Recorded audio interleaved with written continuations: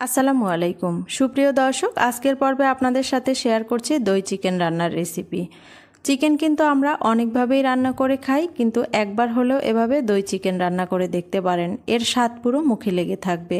দই চিকেনটা রান্না করা অনেক বেশি সহজ, আর খেতে যে এত বেশি মজার হয় তা যদি একবার রান্না না করে খান তবে কিন্তু বুঝতেই পারবেন না। পরিবারের সবাই যদি একবার এই দই চিকেন খায় তবে কিন্তু বারবার এভাবেই চিকেন খাওয়ার জন্য আপনার কাছে বায়না করবে। আর এই চিকেনটা কিন্তু আপনারা চাইলে রুটি, পরোটা, সাদা ভাত, পোলাও, বিরিয়ানি যে কোনো কিছুর সাথেই খেতে পারেন। আশা করছি আজকের রেসিপিও আপনাদের ভালো লাগবে। তো আর কথা না বাড়িয়ে চলুন মূল রেসিপি দেখে নেওয়া যাক। প্রথমে আমি এখানে প্রায় 1 কেজির মতো ব্রয়লার চিকেন নিয়েছি, আর চিকেনটা ধুয়ে পরিষ্কার করে পানি ঝরিয়ে নিয়েছি। এবার এর মাঝে হাফ চা চামচ লবণ, হাফ চা চামচ গোলমরিচ, 1 চা চামচ পরিমাণ আদা রসুন বাটা দিয়ে আমি চিকেনটাকে ম্যারিনেট করে নিচ্ছি। ম্যারিনেট করার সময় এখানে লেবুর রস কিংবা ভিনেগার ব্যবহার করতে যাবেন না, তবে আপনি যখন দইটা দিয়ে চিকেনটা রান্না করবেন তখন কিন্তু দইটা একদম ছানা কেটে যাবে।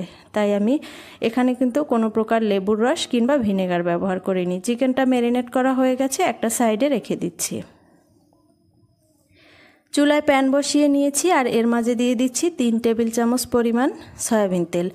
এখানে আমি এই চিকেন রান্না করার জন্য মশলাটা ভেজে নেব।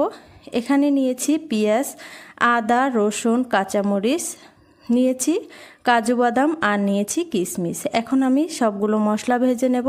প্রথমে আমি এখানে দিয়ে দিচ্ছি পেঁয়াজ, তারপরে দিয়ে দিচ্ছি আদা কিউব করে কেটে রেখেছি, দিয়ে দিচ্ছি রসুনের কোয়াগুলো, আর দিয়ে দিচ্ছি কাজু বাদামগুলো। দিয়ে আমি এগুলোকে একটু ভেজে নিচ্ছি। প্রথমে আমি এগুলোকে প্রায় 1.5 মিনিটের মতো ভেজে নেব।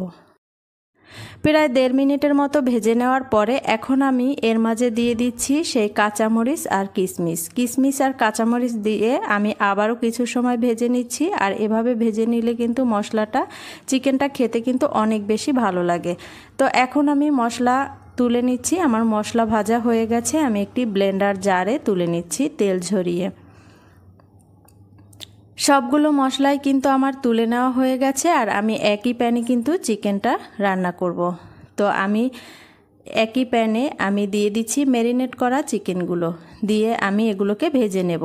আর চিকেন ভাজার আগে অবশ্যই একটা বিষয় খেয়াল রাখবেন, সব সময়ই চিকেন ভাজার আগে একটা বিষয় খেয়াল রাখবেন, চুলার আঁচ সব সময় হাই হিটে দিয়ে তারপরে চিকেনটা ভেজে নেবেন।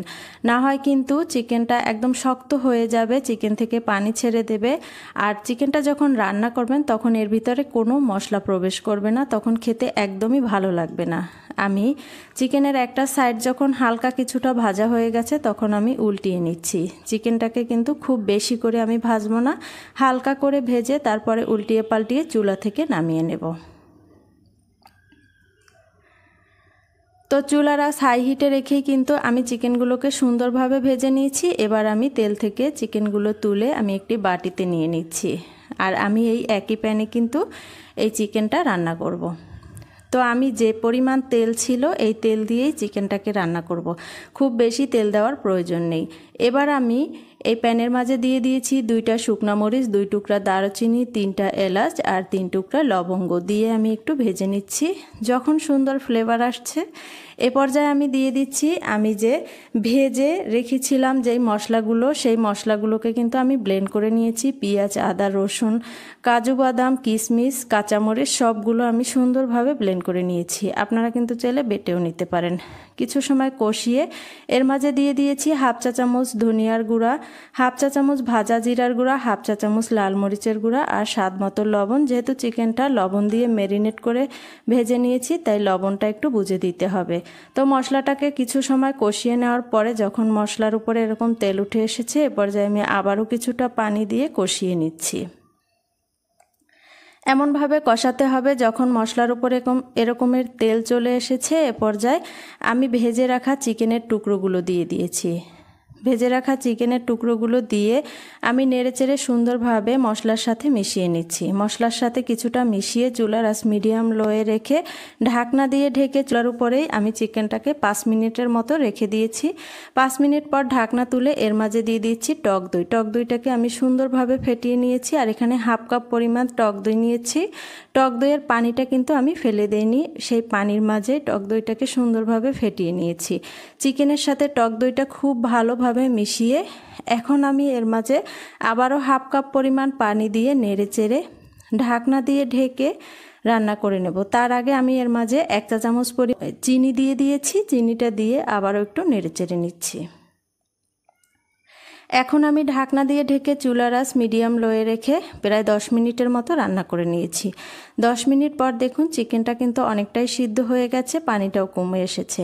আমি আবারও ঢাকনা দিয়ে ঢেকে চিকেনটাকে আরও প্রায় 15 মিনিটের মতো রান্না করে নিয়েছি আর চুলার আঁচ কিন্তু মিডিয়াম লোয়ে রেখে চিকেনটা রান্না করে নিয়েছি। এবার আমি এর মাঝে দিয়ে দিয়েছি কিছু কাঁচামরিচ। কাঁচামরিচটা দেওয়ার পরে এখন আমি একটু নেড়েচেড়ে নিচ্ছি। নেড়েচেড়ে আবারও ঢাকনা দিয়ে ঢেকে চুলার উপরে রেখে দেব প্রায় 10 মিনিটের মতো, একদম চুলার আঁচ লো রেখে।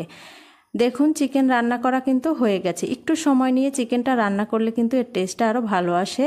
সবশেষে দিয়ে দিলাম 1 চা চামচ পরিমাণ ঘি আর কিছু পেঁয়াজ বেরেস্তা। তো আমার কিন্তু দই চিকেন রান্না একদম কমপ্লিট। চিকেনটা রান্না করা খুবই সহজ আর খেতেও অনেক বেশি মজার। এবার আমি গরম গরম পরিবেশন করে নিচ্ছি। আর দেখুন মাশাআল্লাহ চিকেনটা দেখতে কতটা সুন্দর হয়েছে, অনেক বেশি লোভনীয় হয়েছে। রান্না করা যেমন সহজ, খেতেও কিন্তু অনেক বেশি মজার। একবার যদি কেউ এরকম দই চিকেন খায় বারবার খেতে চাবে, এর স্বাদ এতটাই বেশি। আশা করছি আজকের রেসিপিও আপনাদের ভালো লেগেছে। আর আপনারা যদি বাসায় এভাবে দই চিকেন রান্না করেন অবশ্যই কিন্তু আমার কমেন্ট বক্সে জানাতে পারেন। ভিডিও ভালো লাগলে লাইক কমেন্ট করতে ভুলবেন না। সবাই ভালো থাকবেন, সুস্থ থাকবেন। আজকের মতো এখানেই বিদায় নিচ্ছি। আল্লাহ হাফেজ।